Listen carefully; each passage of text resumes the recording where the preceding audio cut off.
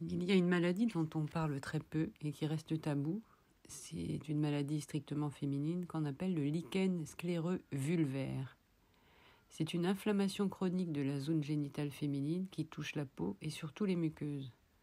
Alors, ça n'est pas contagieux, souvent on le considère comme bénin, mais c'est très gênant parce que ça démange et c'est source de douleur. Donc ça reste un tabou, c'est vrai que c'est une zone généralement dont on parle peu et certaines femmes sont vraiment très très ennuyées avec ça. Parfois la maladie va jusqu'à faire disparaître les petites et les grandes lèvres, enfin c'est vraiment une maladie très ennuyeuse. Donc nous avons recueilli des témoignages par le biais de Rebelle Santé et je vais vous en donner quelques-uns qui pourraient peut-être vous être utiles si vous êtes concernés. Le premier, c'est un témoignage sur la pomme de terre. C'est tout bête, mais ça part d'un autre témoignage que nous avions eu concernant les hémorroïdes.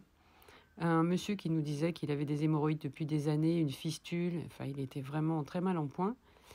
Et il s'est retrouvé un jour vraiment sans solution. Et là, un monsieur lui a dit « Mais tu devrais mettre une petite pomme de terre dans ta poche ». Et puis il l'a gardée toujours dans ta poche jusqu'à ce qu'elle devienne dure comme un caillou et qu'elle ait rétréci de moitié. Donc le monsieur, il était pas chez lui, il n'avait aucune solution, donc il a fait ça. Et à sa grande surprise, ses hémorroïdes ont disparu, sa fistule aussi, tout le monde était épaté. Eh bien, il y a une dame, Jacqueline L. des Alpes-Maritimes, qui nous a écrit en nous disant qu'elle avait fait la même chose et elle ne l'avait pas fait pour les hémorroïdes, elle avait essayé pour son lichen vulvaire et à la grande surprise de sa dermatologue et d'elle-même, mais surtout de sa dermatologue, son lichen avait disparu. Dans les autres témoignages qu'on a, on a aussi une dame qui a regardé un peu partout ce qui existait sur le sujet. Donc c'est Madame D du Rhône, on ne donne pas les noms parce que c'est un peu difficile, voilà, ça reste anonyme, mais enfin ce sont des vrais témoignages, il n'y a aucune raison que ce soit faux.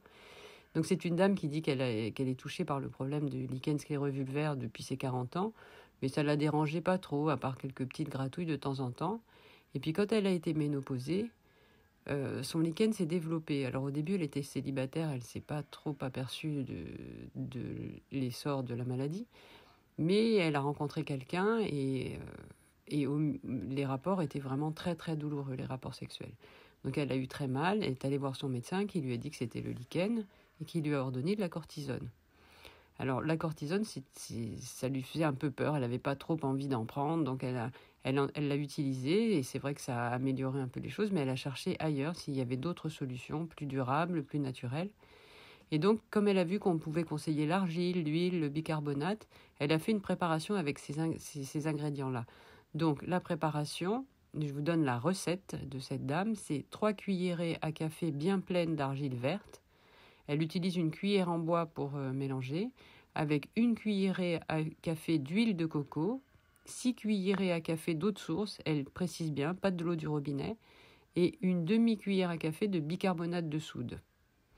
Donc elle mélange le tout, ce qui fait une pâte très onctueuse, elle dit type mousse au chocolat, qui tient très bien et qui ne sèche pas. Elle l'a appliquée en continu jour et nuit, donc à chaque fois après avoir uriné, elle se lavait et elle en remettait aussitôt.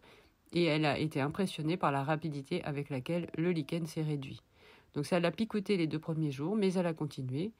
Et depuis, son problème est résolu. Donc elle a mis un peu de temps, mais elle fait aussi des bains de siège au bicarbonate. Elle a associé d'autres choses, mais ça a été très efficace chez elle. Donc si vous voulez l'essayer, franchement, ça vaut la peine. Voilà.